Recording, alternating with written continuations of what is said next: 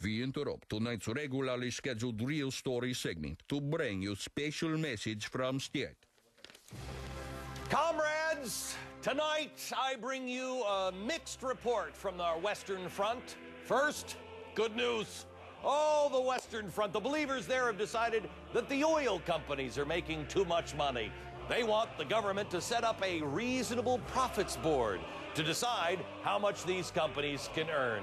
Yes, a government board.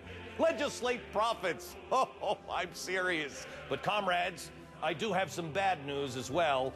It's not just the oil companies that the state wants to tax. It's colleges as well. Yes. Some now on the Western Front may finally have figured out that we've been using their institutions to spread our propaganda and indoctrinate their youth for about 100 years now. Oh, comrades, the next thing you know, these crazy people will reintroduce antiquated ideas like competition and free choice, and then all of our plans will go right down the crapper. Stop the music. What has happened to our country? Are we living in the old Soviet Union? We've already heard about the redistribution of profits ideas in terms of oil companies, but the real story is that some politicians would now like a redistribution of not-for-profits as well. Massachusetts is quickly finding out that setting up sanctuary cities where residents get to use state services without paying any taxes really doesn't work so well. So they've decided to raise more money. They proposed the novel idea of taxing the rich. Only in this case, the rich isn't a group of people, it's a group of schools. There are 9 colleges and universities in Massachusetts that have endowments over the billion-dollar threshold that politicians have deemed to be reasonable, taxing those excess windfall endowments at the proposed 2.5% rate. Then it could yield the state about $1.4 billion a year. So what does Harvard think about this? Oh, this is one of my favorite quotes of all time. Their $35 billion endowment will be taxed, and here's the response, and I'm not kidding you, this is a quote from one of their associate vice presidents. Now picture this. I mean, he's in an oak-paneled room, you know, really, really elitist, liberal university outrage sort of accent. He says, you can't do that. You'd be taxing success here. Over time, this would put us at a real competitive disadvantage, which would drastically hurt the Commonwealth. Oh, gosh, it's not like I've said that 1,000 times on business. No, Kevin. May I? Let me use your old argument. You're looking at this the wrong way. We're not trying to hurt you. We'd never want to hurt Harvard. We love you. We're just trying to level the playing field. Greater Shrewsbury Liberal Arts Community Technical College, you know, down the road, they're struggling. Oh, they're struggling. They can't feed their poor students. And here you are making billions of dollars a year just in interest alone. If you would just pay your fair share, we could take that money from you and give it right to Greater Shrewsbury. It'd be a win-win for everybody. Besides, Harvard, you're part of the wealthiest 1% of colleges. Isn't it time you help those who are less fortunate than you? Really? Massachusetts State Representative Paul Kujawski is the main proponent of the endowment windfall tax. Paul, what gave you this idea? Well, it's, first of all, thank you, Glenn, for having me. I appreciate you having me on.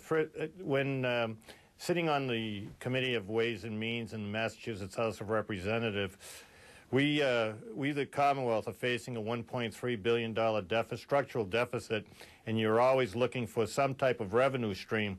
And I did some research on the 2006 congressional hearings that had to do with the higher ed endowment funds, and they were led by Senator Chuck Grassley from Iowa.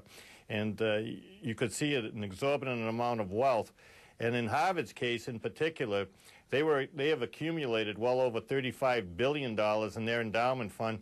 And certainly I did find out through my research that 9 of the schools in our 9 of the higher ed institutions in Massachusetts have exceeded over $1 billion in their endowment fund. So I felt that holding the first billion harmless and trying to put a 2.5% excise on the other would certainly generate a substantial amount of wealth that would assist in, you do the math, 1.3 billion, 1.4 billion. Here's the thing. I'd like to be consistent here.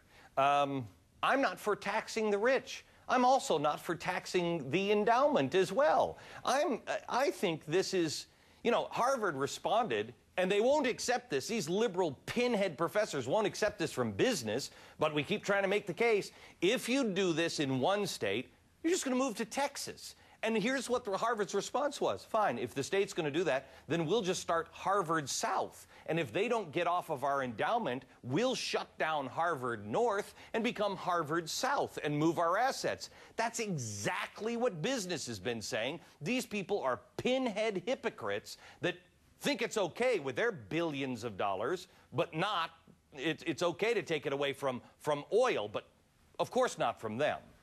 Well, you know, in Harvard's case, it's a 350-year-old proud institution, and we're very proud to have them in Massachusetts. And I don't think they're going to pack up and leave at a pittance of 2.5% on the amount of $35 billion. And I say this with all due respect. They have the best and brightest minds on earth, and the investment minds on earth that manage their endowment funds. I would consider it for them a challenge to take that 2.5% and allow that fund to continue to grow at the current rate. Steve Bailey from the Boston Globe business page said in 10 years it will exceed $120 billion. Oh yeah, no, it's we did the math on it. They make about $8 billion a year on that if they keep up the current rate. They give very little to one of the universities that's over $1 billion in your community. Only gave $100,000 to the community and made that look like, oh my gosh, we're so charitable. I mean, the deal is the government should stop giving them money. They should start putting people to school and lower their own prices. They make enough money. Paul, I've got to run. Thank you. We're going to pick this story up tomorrow. Taxing endowments is going to be just the tip of the iceberg. And these cities, these city budgets, these states, they keep falling apart the way they are right now in the budget. For example, California is facing a budget deficit that may be as high as $20 billion. That's just over half of greedy Harvard's whole tax-free endowment fund.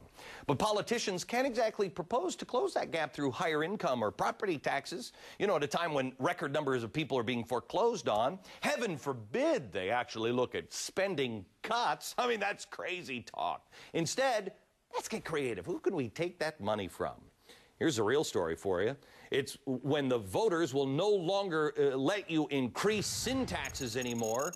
All you have to do is increase the number of things that are sins. For example, New Hampshire is now looking at raising taxes on cigarettes and wine. You know, the standard sin tax stuff. But they also want to expand the bingo tax to include things like Texas Hold'em poker. Wisconsin state senator has proposed a new video game tax. So the kids, it's going to help the kids. They'll go out and play. New group in Mexico wants to tax TV sets. New York wants to make sure that all Amazon internet sales are taxed. And our good friends in California, who aren't crazy, are naturally leading the way. They want new taxes and fees on everything from strip clubs to iTunes downloads, sex toys. You could get those tax-free. Porno magazines, 6-packs of beer, cars that get poor gas mileage, cars that pump out too much CO2, and of course the plastic grocery bags. Oh, and there's more. The answer is, by the way, no. No one in California seems to be worried at all that, you know, anyone would flee their state if they just start pouring all of this stuff on. It'll never happen because California, relax. We love the televised freeway chases and $4 gas way too much to do anything like that.